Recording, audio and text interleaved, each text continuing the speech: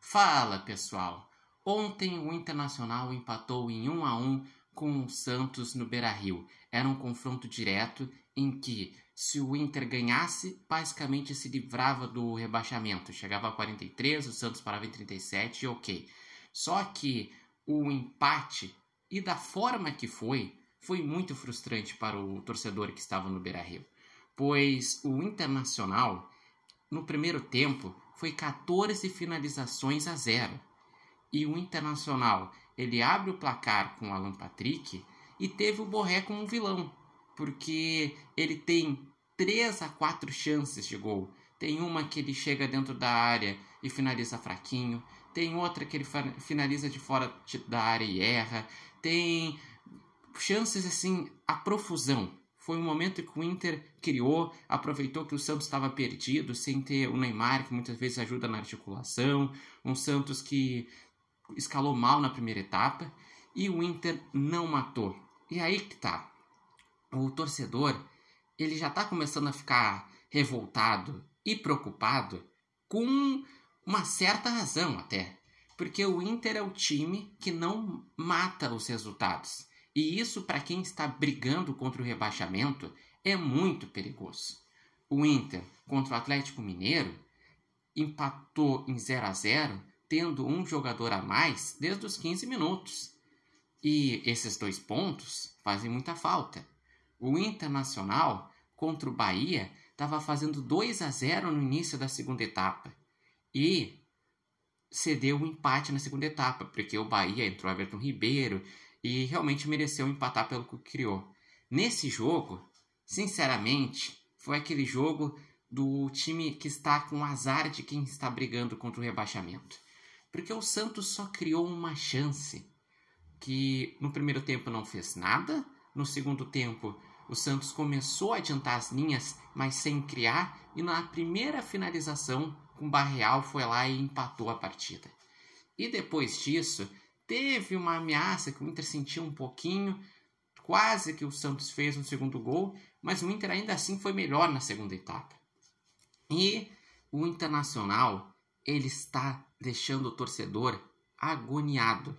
E com razão, porque vamos pegar o seguinte, o Inter se vê na obrigação de pontuar fora quando não faz o seu dever em casa.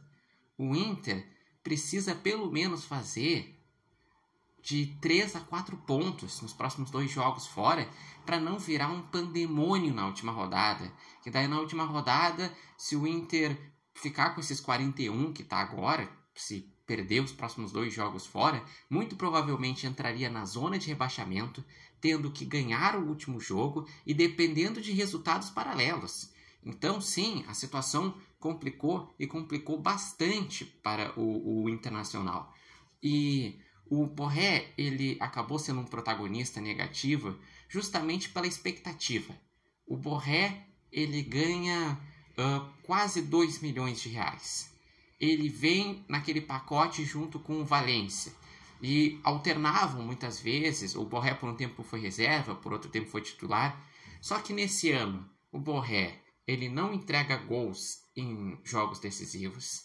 Ele tem seca de jogos sem fazer gol. E mais, vamos pegar o ambiental da torcida. A torcida grita Ricardo Matias na segunda etapa. A torcida vai ao Borré quando ele sai. Então, falta também do treinador ter o feeling de que o clima não está legal para o Borré. O Borré, eu até recomendo que nesses últimos jogos ele fique no banco. Porque se ele começar como titular, principalmente no último jogo, que é no Beira-Rio, a torcida vai pegar no pé. E isso contamina os jogadores que também ficam nervosos e já estão nervosos pela situação que está.